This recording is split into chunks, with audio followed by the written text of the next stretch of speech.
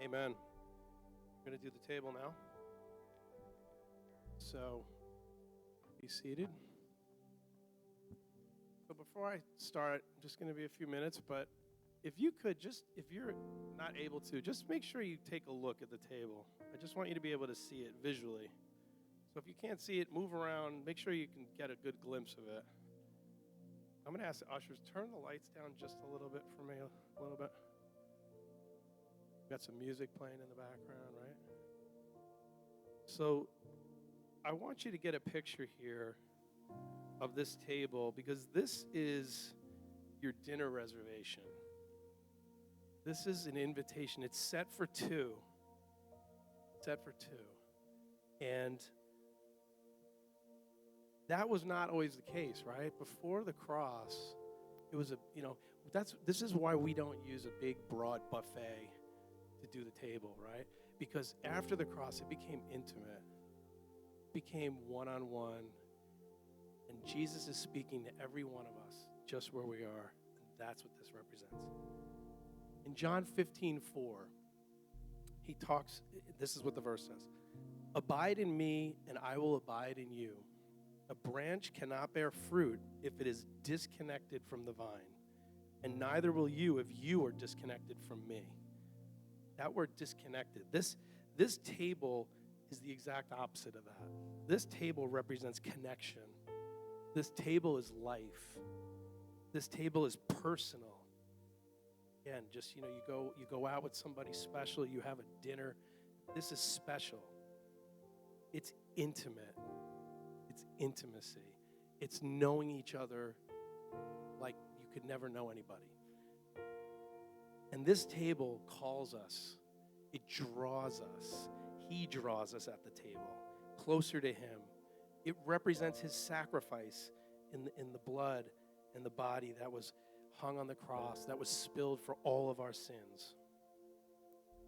And I just want to remind us this morning that as we think about the table and we think about all these things, that this table is really not about me, not about you. It's about him.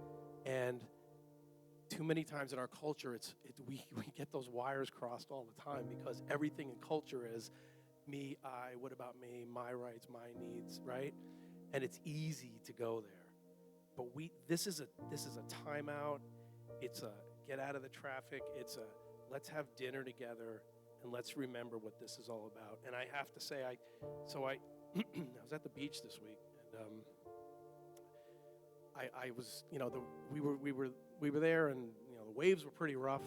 I'm sure all of you, you've been to the beach before and you've seen this kind of day, but it was a riptide going, and everybody was on high alert. You could see it, right? And I just want you to get this picture because I just watched this. I didn't think of it at the time, but later on I realized that, these waves, there was people going out, right? And they're just kind of like enjoying themselves.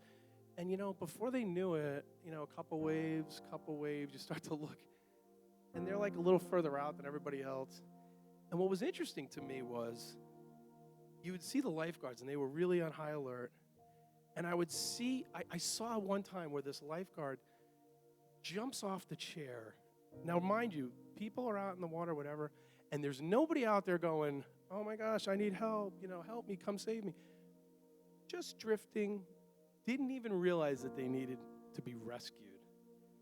And the lifeguard with like an eye, the focus in their eye, and just jumped off that chair and sprinted probably 100 yards, dove into the water, swam with everything they had to get out to this person. And then they all came around and brought this person in. This person didn't even realize that they were in trouble. They didn't even know the waves and what was going on, just like us in the world. But I want you to get a picture of the way that lifeguard goes after that person is the same way that Christ goes after us. And this table represents that intimacy, that but everything aside, I'm going after them. I'm coming to get you. This is rescue. This is intimacy. This is like, I don't care about anything else but you. That's what this table is. So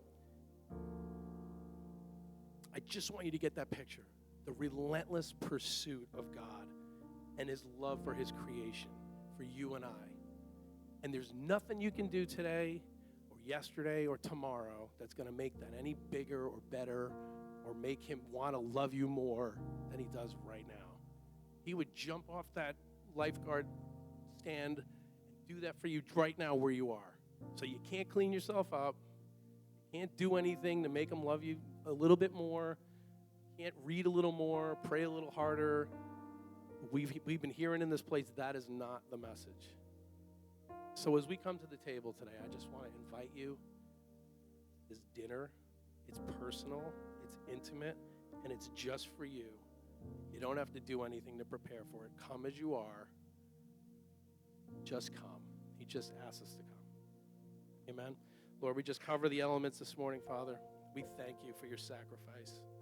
We thank you that you love us more than we have no idea how much you love us. And your word says that love conquers all. And so we thank you, Father, whatever troubles, whatever trials we're going through, Lord, that your love is big enough to overcome all of that. You did it on the cross, and this is our reminder to remember that. In Jesus' name. Come on, do better than that. Come on, we can do better than that. You broke through the atmosphere this morning. Amen. Worship team, thank you for your hard work. You may be seated. Christian, I'm going to embarrass you right now, man. I was standing up here and I was watching, and there was a lion inside of your lungs, man, that was coming out. It's nice to see the younger people in the house, right? I mean, he could help out some of the adults in this house. Kid worshiping like his life depended on it. I was trying to get a picture, but of course, Mom was in the way. I didn't want to push you out of the way, but picked up my phone. I wanted to take a picture of the two of you, like just next to each other. Like that was really special. Thank you, Christian. You just inspired me. All right, teachers, kids, you may make your way out that way. Are you staying, Christian, or are you going? You're staying. All right. It's amazing as kids. I know, listen, because I hear it in my house sometimes too. When you're younger and you're like, do I have to go to church?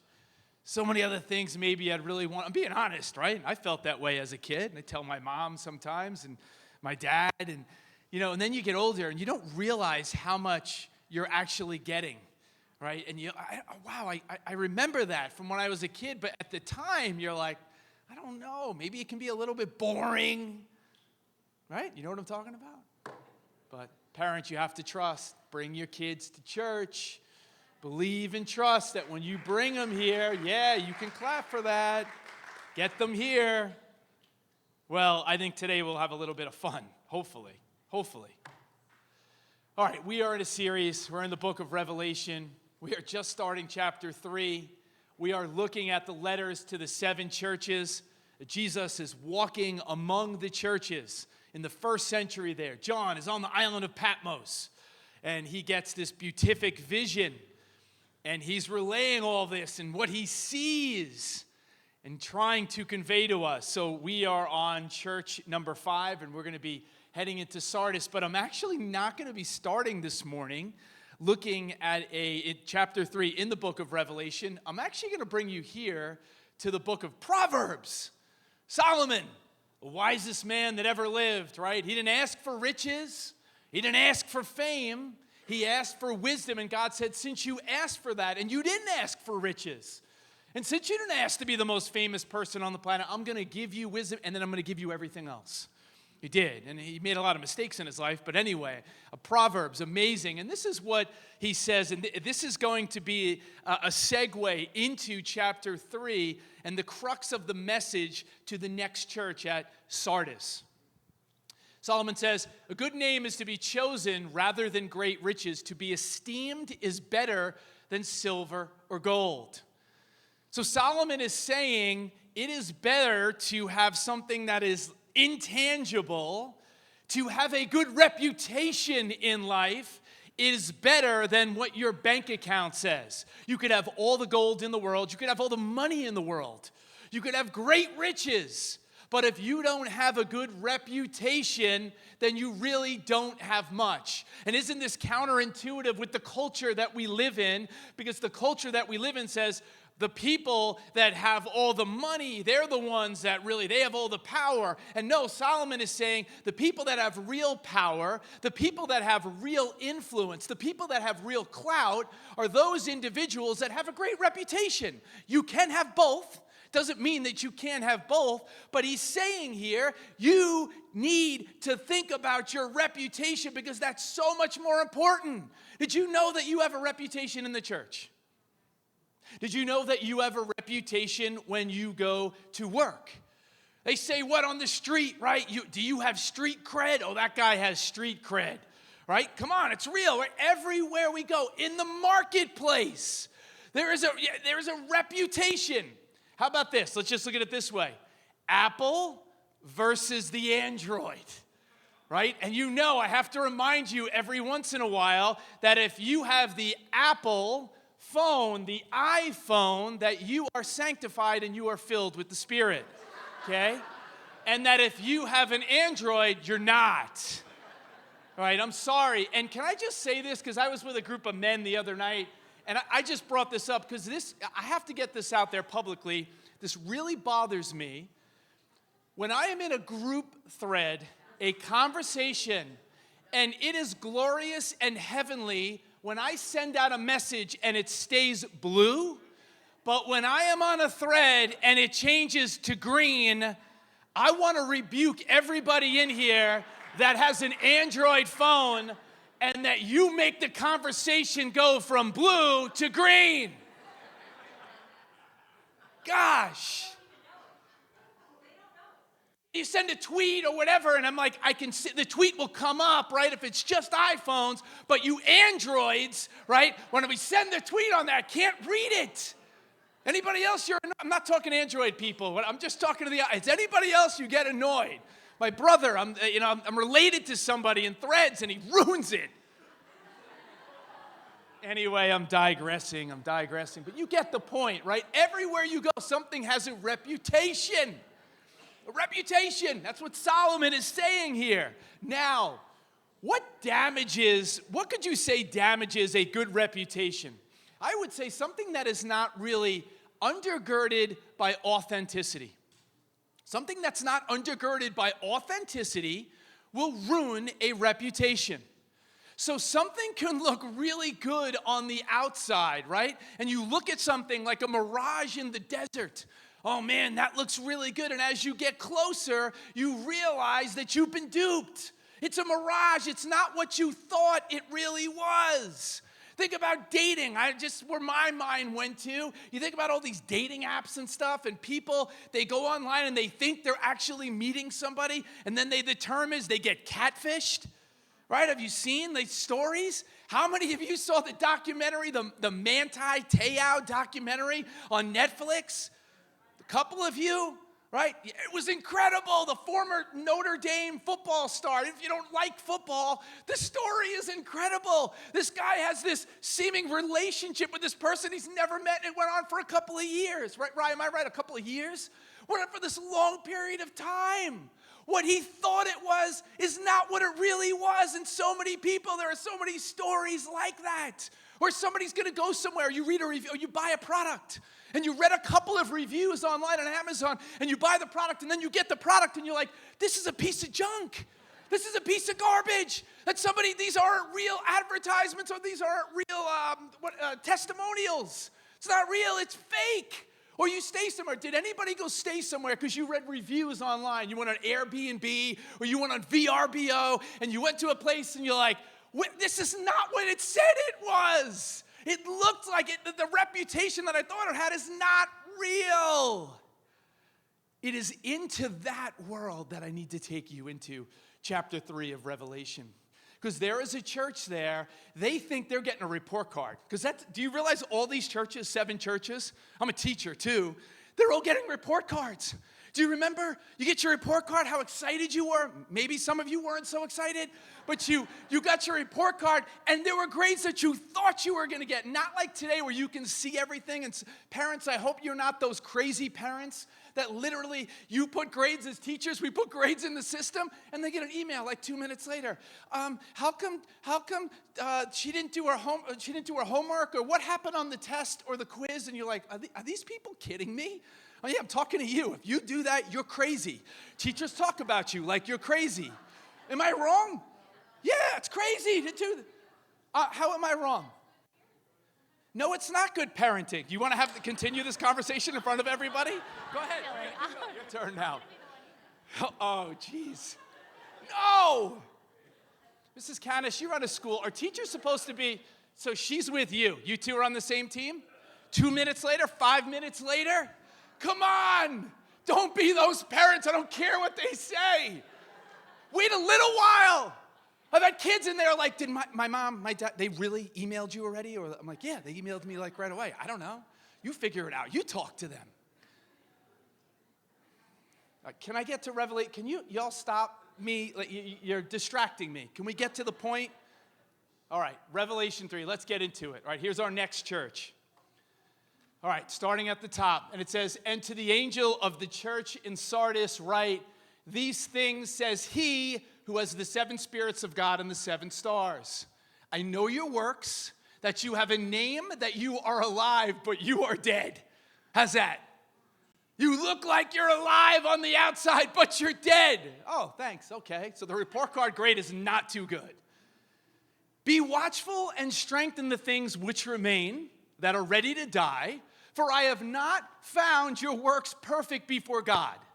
Remember, therefore, how you have received and heard, hold fast and repent.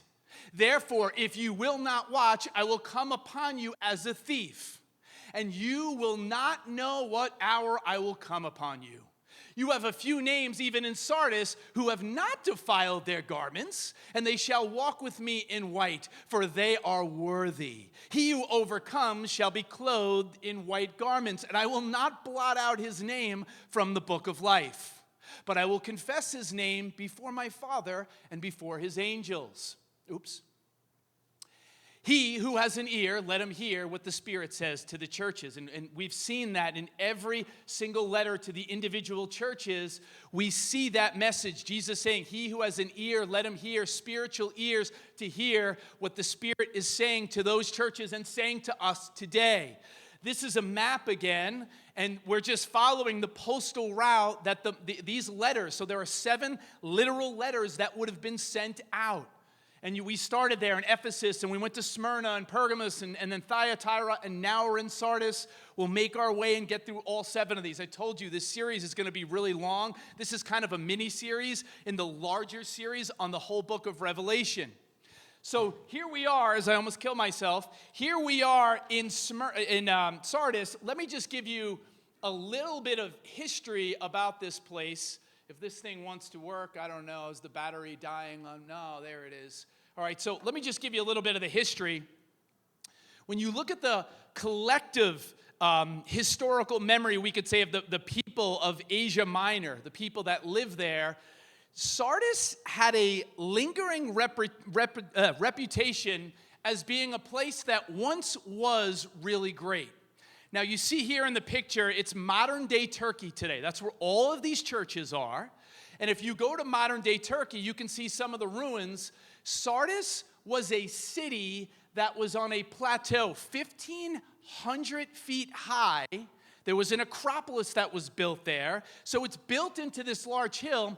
They thought it was impregnable. They thought that invaders could never, ever breach the city and the walls that were there. And you know, military strategy, if you have the high ground, right, it's going to be harder for somebody that's trying to attack you, to overtake you.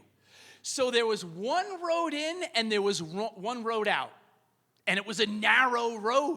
So that's what made it so difficult for invaders to try to come in and overtake the people that are here. Now remember, every letter I give you the context. Like if I could literally take every one of these sermons, just this could be a book, giving you the history, giving you the context, giving you the cultural relevance, and then what it means for us today. So you look at this region, this area that was there, it was the capital of the ancient city called the Lydian kingdom. And it was known, again, as being this amazing place. But it was their former glory that I'm talking about here, their former glory. Present day, Jesus is telling them, yeah, maybe you once were great, and he's talking to the church. You once were great, and you still think you are, but you're really not. You think there's so much life there, but you're really dead.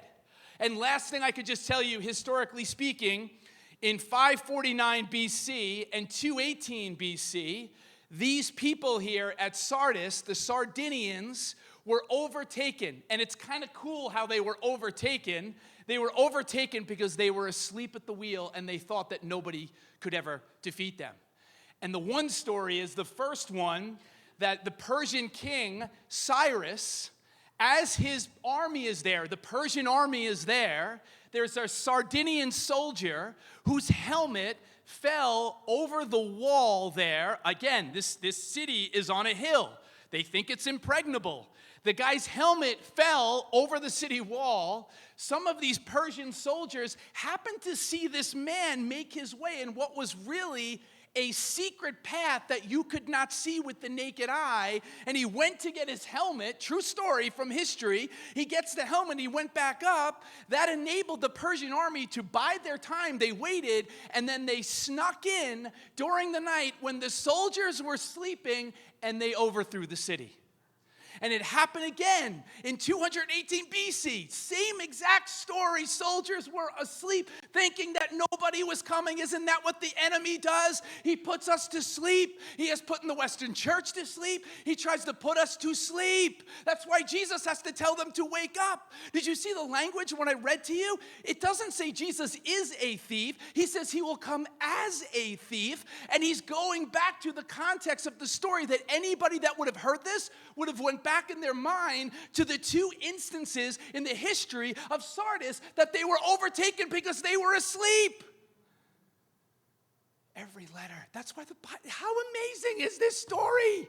You sit here and you just learn so much. At least I do. In studying this, how fun this is. So here they are, and they get this poor report card. Your past reputation has exceeded your present reality. The reputation that you had far exceeds who you are as a people today. That's what he's trying to tell them. Jesus is walking among them.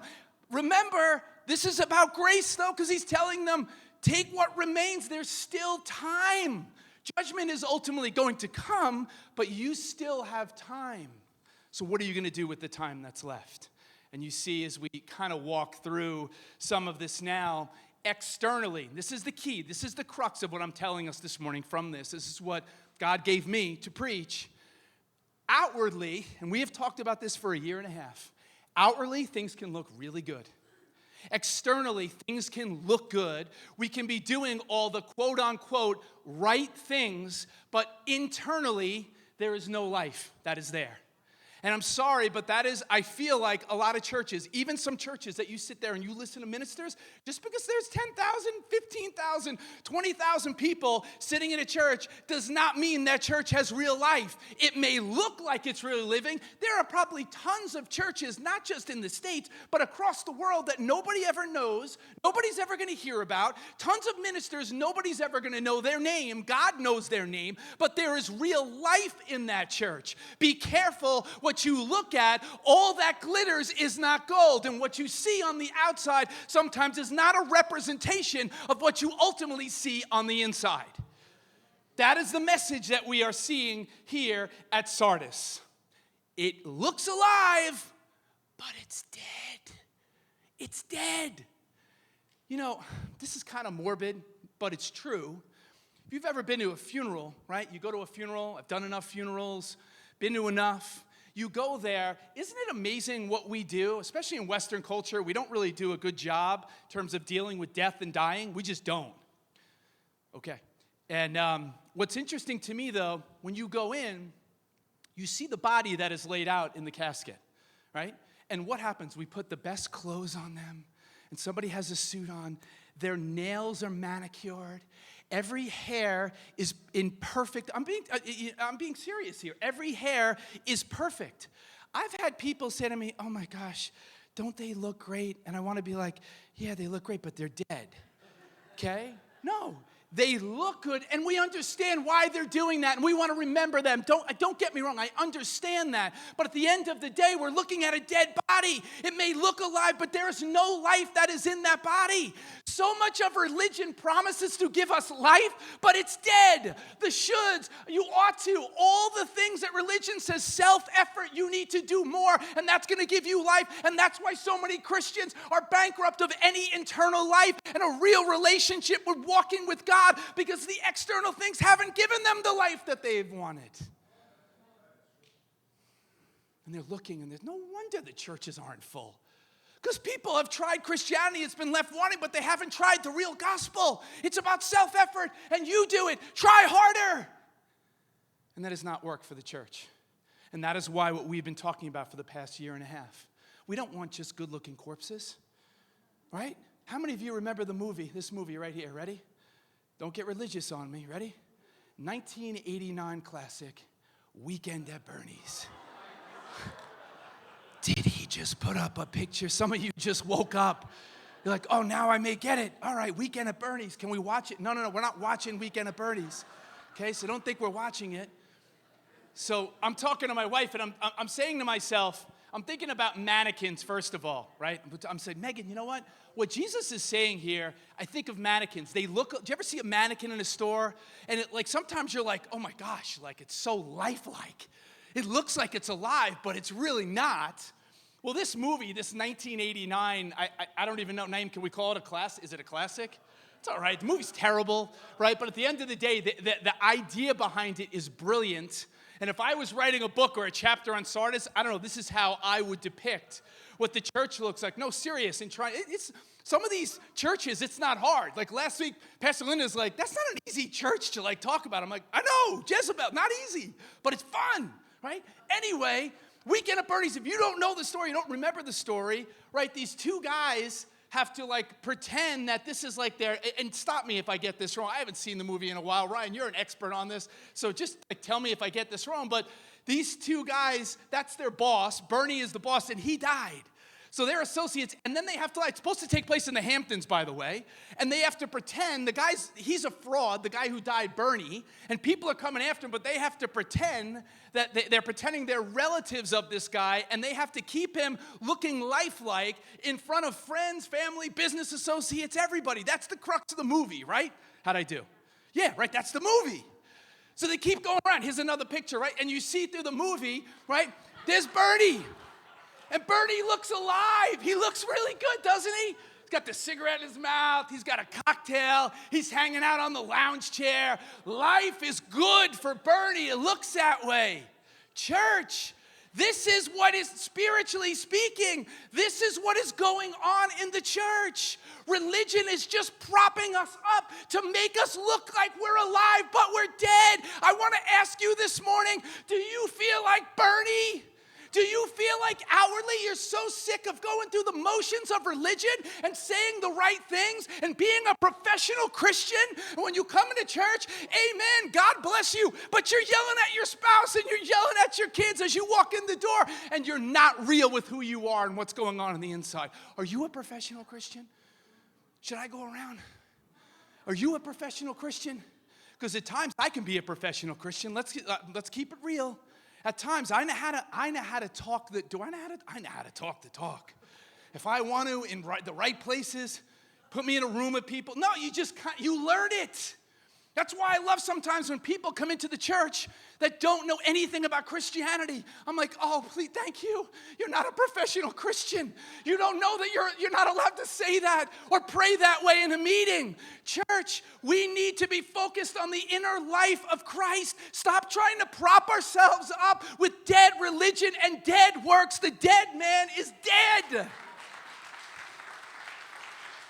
It's Weekend at Bernie's. Now I'm watching Bernie's tonight. Gosh. And listen, the investment that it took these two guys, how invested, right? How invested they are to keep them alive. We're going to keep going, and they're sweating. And I'm looking at it going, this is the Western church.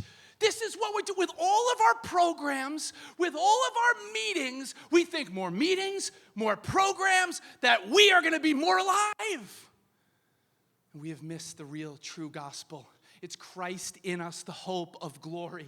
It is the inner life of Christ. He is your joy. He is your peace. He is our life. He enables us to live a supernatural life. We don't have to walk around and act like we can prop ourselves up with doing the right things and doing religion and doing this and doing that. Let the other life that is on the inside of you live through you.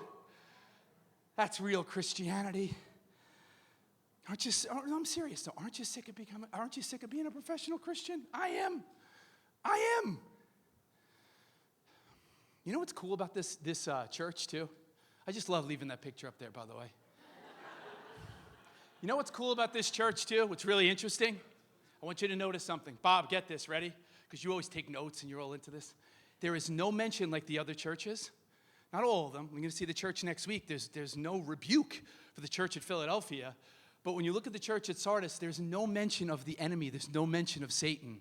And in my opinion, there is no mention of the enemy because these people, their hubris and their pride, they think that they're doing so well. The enemy just kind of looked at them and was like, you're doing a good enough job destroying yourselves on your own. You don't need me to really do much. I don't need to persecute you because you are happy and you are content. And I feel like that's many Christians. That's many of us. We're just happy and content. We show up to church and we feel like, oh man, I'm doing my thing. I'm doing what I'm supposed to do. And we're just propping up dead religion. You know, let me give you another picture of this. Anybody like potato chips? Anybody like potato chips? Kids, I told you, I'm going to try to, it's a lot. I got older people, I got younger people in the room, right? Utz potato chips, right? What? These are, I don't know, they're, what? Ridges. What? Is that bad? Is that like a bad thing? That's good. Who likes the regular potato chip as opposed to the rippled potato chip? Anybody like the regular? Any of you like me, you just don't care? I just don't care, right?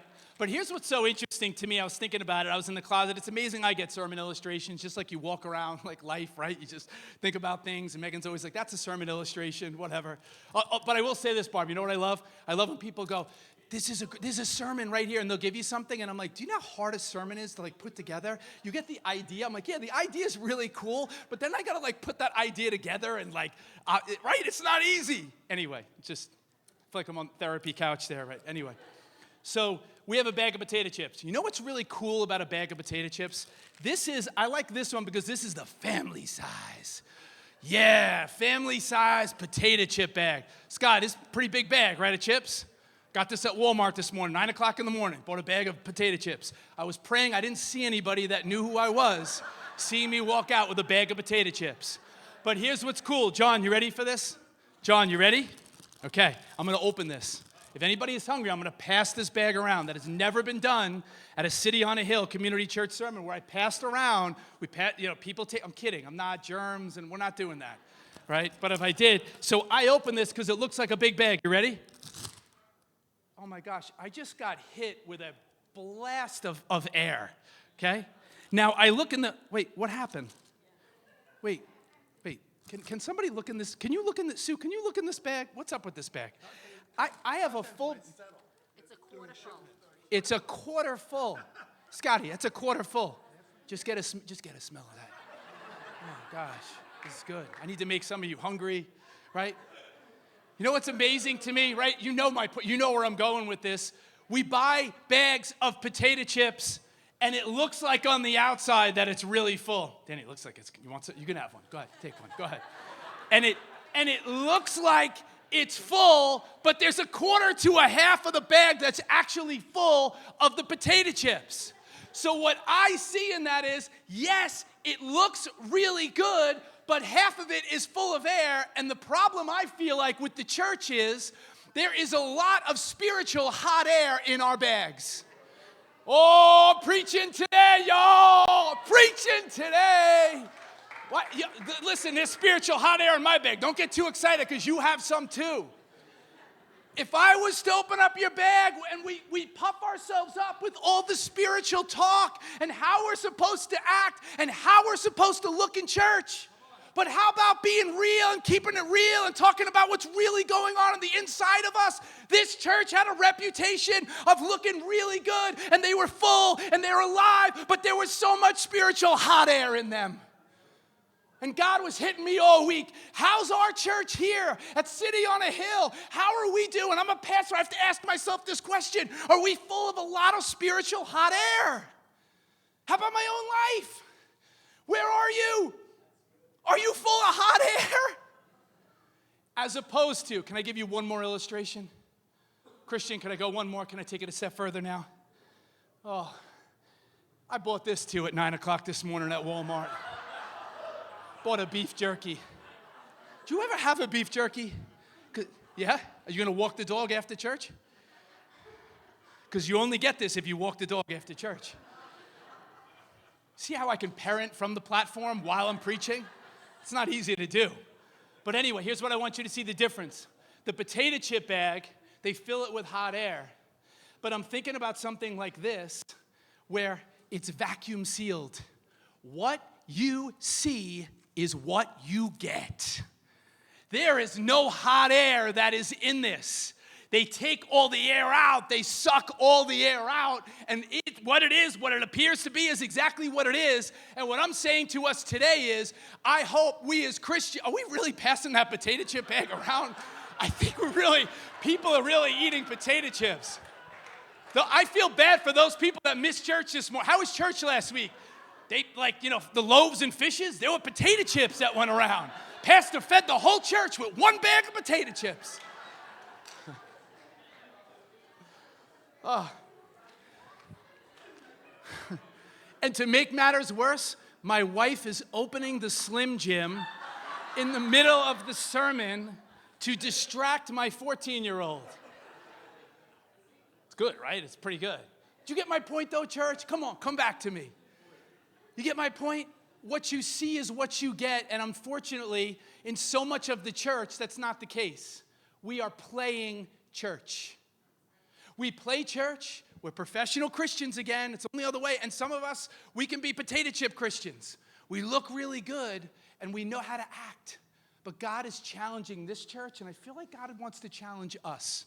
Through the message that Jesus gave this church, that we would look inside of our own lives and see where is their spiritual hot air. Can I tell you what will show you where you're really at too? Trials. You know what trials do? They open up the bag and you get to see, and the world gets to see, what is really going on the inside of us. Trials. They open us up and they expose things. And we know, trials build character, perseverance, right? And you just keep moving on. But to understand that some of us, those trials, we're not moving in the direction God wants us to move. They expose things about us. Trials, hard, difficult circumstances. They open us up. God is saying, man, you look really good on the outside, but you peel back a couple of layers here. And then he goes on here in the text, by Bernie. In verses 2 and 3, it says, be watchful and strengthen the things which remain. Now, in the original Greek, I want you to see this. When it says strengthen the things which remain, the image that is here is of a house that the roof is caving in. Jesus is saying, the roof is on fire. The roof is caving in, and you need to fix it. And if you don't fix it soon, the whole house is going to collapse on you. He's saying there's not much time. Strengthen that which remains that are ready to die, for I have not found your works perfect before God. And then he moves down. I love it when he moves down to remember in verse 3. Isn't that great? One of my favorite words in the entire Bible, one of my favorite words in the whole English language is remember. Can I keep it real and just tell you the truth? We can sit in here, and I've watched people, and they've heard, and Pastor Joe, you're older than I am. You're my father. You could tell them how many times that you've watched people for years, and they've listened to sermon upon sermon, upon sermon, upon sermon, getting new information week after week, but there's no life change. New information and more information doesn't bring spiritual transformation. And unfortunately, that's another thing we have to go. We have to remember. I know, and I'm part of the problem because I just go from week to week, and I talk about the message last week, right? And people are going, "That was great. I love that illustration," or whatever. And then we just kind of, "Hey, that's good. That's cool." And then we just move on, and we don't sit. Jesus is saying, no, I need you to remember, not only are we to remember how God has been faithful in our lives, and he's not always going to come through the ways that he did before, but he's a good God and he will. He's a way maker that we heard about today. We're to remember how he's been faithful, but we're also to remember all the things that he's currently doing. And it's not more information, more sermons. If I went around the room and said, what did we talk about last week? I wouldn't put anybody on the spot. Would you I don't know, would you remember? Because we live in a world, all of us, we're so distracted. When we walk out and the enemy just steals. He just takes. The message is gone no matter what you get. That's why repetition. And then when he says there, coming like a thief, right? And then if you will not watch, he says, I will come upon you as it, now it makes sense, right? You get it? With what I gave you in the context and the history in the beginning. Don't forget what I just said 15 minutes ago, right? You didn't even walk out the door yet. It doesn't say Jesus is a thief. It says he will come as a thief, just like the Sardinians were overtaken by thieves, people that came in and they snuck in. He's telling them to wake up, church. We always hear about people that we don't get enough sleep. I always get yelled at by my family that I don't get enough sleep. But there are new studies out there, Megan, that say I'm not pointing at my wife, I love her, I'm just talking to her, that if we get too much sleep, it is not good for us. A recent study just came out, if we get too much sleep, we are to wake up, church. We are to wake up. That's what he's telling them, to wake up. Come out of your slumber. The NIV tells them to wake up. Don't be asleep like the people where the guards were asleep when the enemy came in, and the enemy wants to steal, kill, and destroy. He wants your families. He wants your marriage. He wants you. And he wants to kill us insidiously with religion and works, dead works. Just prop it up. You can do it. Do more. Work harder. And then my favorite part of this is, let's move on to verse 4. Look what he says in verse 4. He says, you have a few names even in Sardis who have not defiled their garments. Oh, and they shall walk with me in white, for they are worthy. So in the middle of this, he's giving this, in a sense, kind of a scathing rebuke. And then he stops to talk about what? A remnant of people who have not acquiesced to the culture, who still have a fire in their belly, who still love the Lord. They have a passion that they had before. They have not let it get extinguished. Is that you? Or are you full of holy hot air where you look good on the outside and you've learned how to be a professional Christian, but the passion is no longer there? Where are you at, church? Because I'm asking myself, where am I at? I'm thinking a lot too. You always hear people say, I'd go to church, but there's so many hypocrites. How many of us hear that? Come on. How many of us hear that? Right? I'd go to church, but there are so many hypocrites in the church. Can I tell us something about hypocrisy? Can I tell us something about imitation? In order for there to be a real thing, there has to be an imitation. So if I have a imitation grape, that means there has to be a real grape. If I have an imitation tomato, that means there has to be a real tomato. If there's an imitation Louis Vuitton bag, right, there has to be a real Louis Vuitton bag somewhere that it's copying. So when people say, I don't want to go to church because there are hypocrites that are there, I would say to them, and you can use this if you want, I think about it a lot, isn't it funny, if they're saying there are hypocrites in the church, that means they know what the real thing looks like. And if you know what the real thing looks like, don't let the imitation of what you think it's supposed to, don't let that ruin it for you. You know what the real thing looks like. So follow the real thing. I don't know. To me, that's how I look at it. People say so many hypocrites in the church. I'm like, yeah, but there's still the real thing. Don't let the imitation, don't let the hypocrites stop you from experiencing the real thing. And we're all hypocrites to some extent. Don't sit there and act like you've never been a hypocrite before. You never said something. You never did something. And it's amazing how I'm out recently. With two guys. And these guys are not Christians. And these guys are, brilliant beyond brilliant. Super smart guys. You know what I'm talking about. And I'm out with these guys, and we're having a great conversation. But in the midst of the conversation, people act, even if they're not Christians, but they still acted a certain way, and they're apologizing for language and things, and da-da-da-da-da, and they're not even Christians. And then I'm around Christians, and people sometimes, oh, you're a pastor, you're a minister. I want to say things sometimes and act in a certain way to kind of show them, no, I'm not religious. I'm not saying I do anything that violates my character, but we can be Christians. It's not about following these rules and what it's supposed to look like to be a Christian. Follow Christ. Let that other life live on the inside and live out the way he wants to live. Don't think about it. When he takes over, you don't have to worry about it. Religion. Gets old. I'm drawn to a close. I'm moving to the end. It's only 6 verses, so we get to the end now. But he who overcomes, stop right there. That word overcomes in the Greek means to perpetually overcome. It doesn't mean that you overcome one time.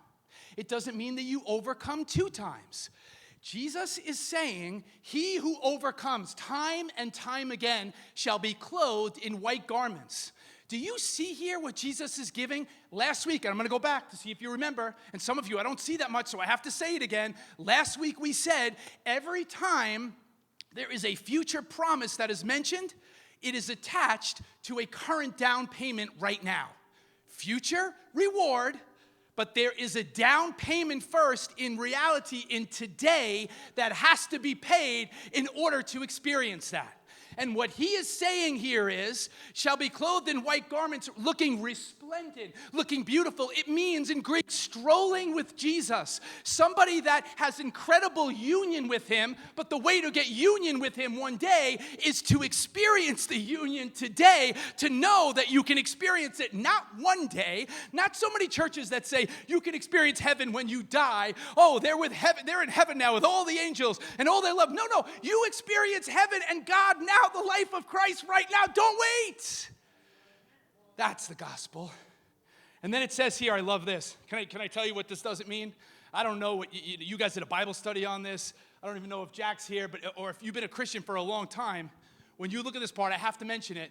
When it says, and I will not blot out his name from the book of life. What does that mean? I'm going to ask you. I'm just going to stop. We're having some fun. What does that mean? What do you think it means? Putting you on the spot. Anybody brave enough? What do you think it means? Come on, class. What do you think it means? You won't lose your salvation. I'm so glad Bob was brave enough, Dana, and courageous enough to give us the wrong answer. Bob, I love you. No, I love him. That's honest. I read that years ago, and I kind of thought, yeah, it's got to be talking about salvation. So I thought that. It's not what it's talking about. You ready? Can I give you the historical context? What it's talking about is, in the first century in Sardis, in all these cities, they had what were known as books of life and then books of the dead. So if you were alive, you would be in the book of life, and your name would be registered there.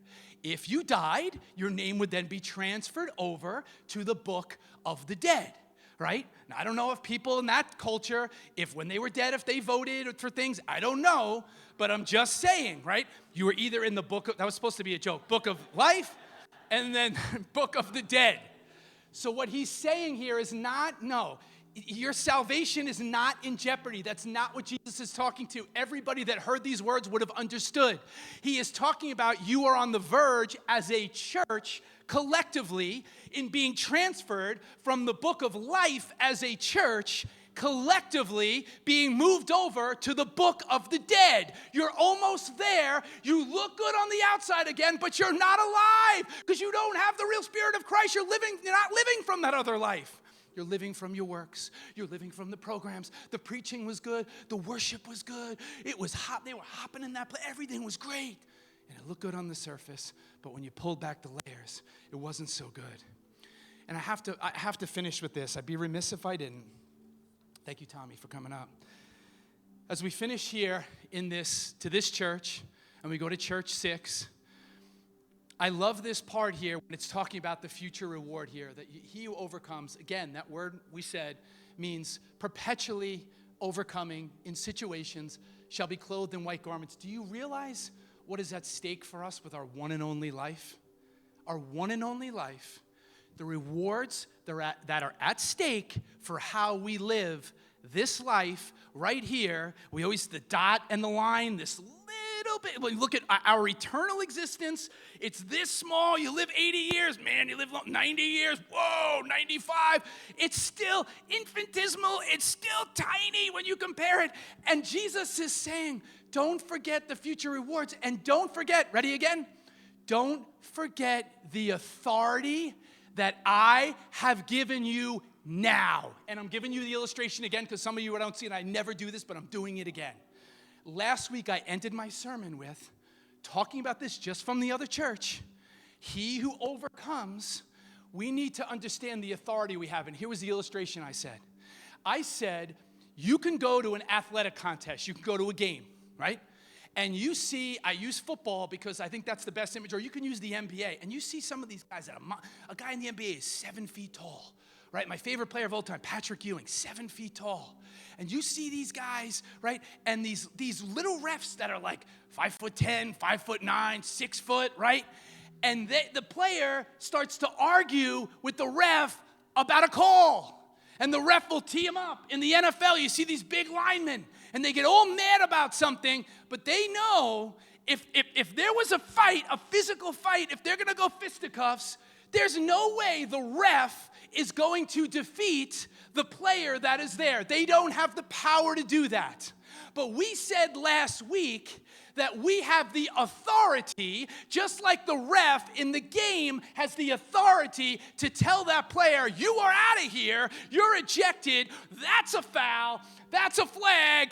I'm throwing a flag on the enemy here, church, because that's the authority that we have as Christians. Not only do I have one flag, but I went on Amazon and I have flags for everybody that we as a church want you to take these flags. When the enemy starts coming after you and your family, you're going to throw a flag on the enemy and say, no, I am the head, I am not the tail. We are more than conquerors through what Jesus Christ did. I am not standing for this. You have authority. You are an overcomer. The work has already been done. Start throwing flags on the enemy. I want a song on the way out. Church, stand up. Stand up. I think we need to worship one more time. You want some flags? Take one for your family. I don't even know. I ordered like 50. We're passing chips around today. I'm passing penalty flags around today. I want these in your house as a reminder of the authority that you have. Don't confuse power and authority. The devil is more powerful than us, but he does not have more authority than you do. Did you get that, church? Brian's coming up because he wants one. Get it, Brian. Get the flag. Pick it up. The enemy has more power than us. We have more authority. When he comes at you in the middle of the night, you're going to throw a flag and say, nope. I am trusting in Jesus Christ, the finished work of Calvary. I am trusting that. I'm throwing a flag. I'm not just letting the enemy have free reign over my mind and over my body, over my feelings, and over my emotions. Church, it's time to stand, stand, stand. Put on the spiritual armor. Mike? Throwing flags today. Gosh, today was fun. Today was fun.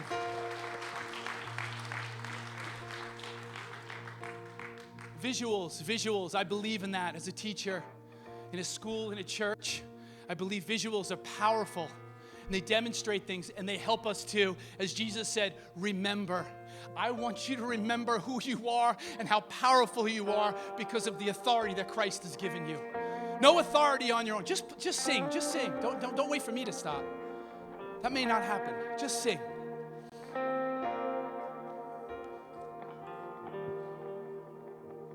What are you singing? All my words fall short. They do fall short. I've got nothing new. How could I Express your gratitude, church. all my Express your gratitude? I could sing these songs as I often do. But every song must end. Oh, and you never do.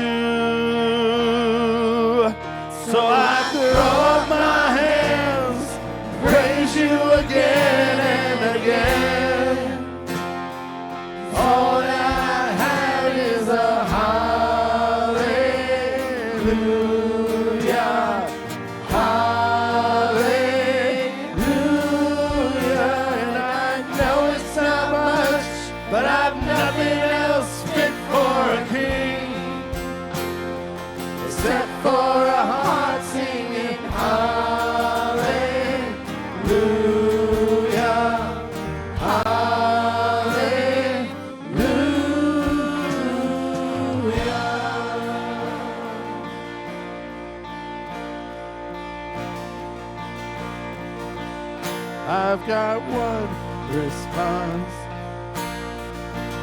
I've got just one move. With my arms stretched wide, I will worship you. So I throw up my hands, Throw up your hands. praise Let them know how you great the again Lord and is. again. And He's given you the victory. You have victory in All Christ. that I have is a Yes, Lord, we are thankful for the victory that we have. We are thankful this morning that we have more than conquerors, Lord.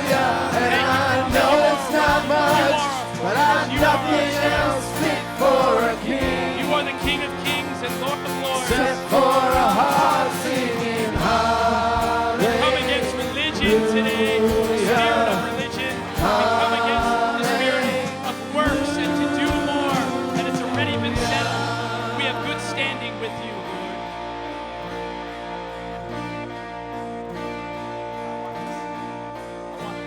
So come on, my soul. Oh, don't you get shy on me. Lift up your song. Cause you've got a lion inside Yeah, of those Christian, you got a lion. lungs. Let him out. Get up and praise the I see Lord. you, Mark. Come on, my soul. No, don't you get shy on me. He's not Lift shy up with you. your Why would you be song. shy with him? You got a lion inside of those lungs. Get up and praise the Lord. So come on, my soul. Oh, don't you get shy on me. Lift up your song. And you got a lion inside of those lungs. Get up and praise the Lord. So I throw up my hands, praise you again and Throw up your again. hands. You throw up your hands. So All that I have is a hallelujah, hallelujah. And I know it's not much, but I've nothing else fit for a king except for a heart singing hallelujah, hallelujah, hallelujah, hallelujah. He's not done yet.